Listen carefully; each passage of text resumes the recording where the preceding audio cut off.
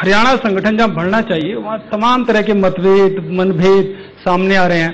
तमाम विधायक हुड्डा साहब के साथ नजर आते हैं, तो उसमें आपकी भूमिका क्या रहती है? देखिए, आज तो मैं समझता हूं कि ये जो आपका मामला था, हम हरियाणा को, ठीक है, हरियाणा सरकार की बात करें, संगठन महत्वपूर्ण है, मैं ये नहीं कहता, लेकिन संगठन के साथ साथ हमारा देश, हमारा समाज, हमारा प्रदेश और उसको बचाने की, उसकी रक्षा करने की जिम्मेदारी बड़ी है और आज वो खतरे में है। और इसलिए मैं आह्वान करता हूं सभी साथियों से, जो दर्शक देख भी रहे हैं, कि इन तमाम मुद्दों को लेकर के वो कांग्रेस का साथ दें और कांग्रेस आपको हरियाणा के अंदर एक बेहतर सरकार देगी। पिछले अगर हम उठा करके देखें 3.5-4 साल प्रदेश 4 बार दंगों की चपेट में आया। जाति के आधार पर दंगे हुए, धर्म के आधार पर दंगे हुए।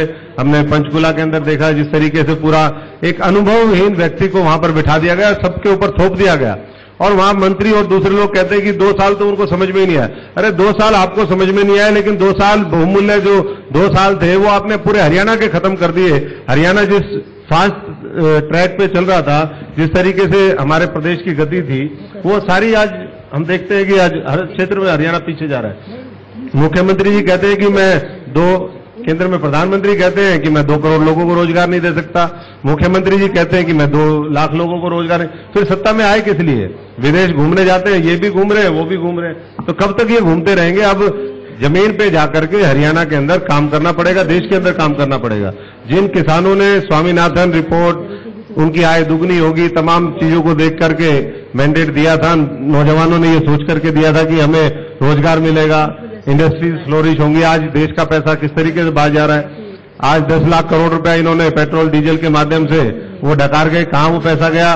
विकास तो कहीं दिख ही नहीं रहा। कोई बड़ा प्रोजेक्ट पूरे हरियाणा के अंदर हमने पिछले 4 साल 3.5 साल के अंदर नहीं दिखाई दिया है। और इसी तरीके के हालात पूरे मुल्क के हैं। स्वच्छता अभियान के नाम पर अभी सफाई कर्मचारी पूरे हरियाणा के अंदर 15 दिन सफाई कर्मचारी बैठे थे, कोई स्वच्छता अभियान कहीं दूर दूर तक नहीं दिखाई दिया और सरकार ने उनकी सुनी तक नहीं।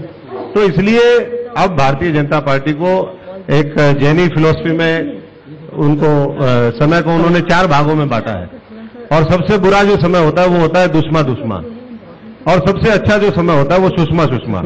तो सुषमा जो है उनका 2014 में था, अब उनका दुश्मा शुरू हो गया और 2019 में उस दुश्मा में भारतीय जनता पार्टी पूरी चपेट में आएगी और कांग्रेस फिर दोबारा राहुल जी के नेतृत्व में मैं समझता हूं कि एक मजबूत, जिम्मेदार, संवेदनशील पार्टी के रूप में उभरेगी।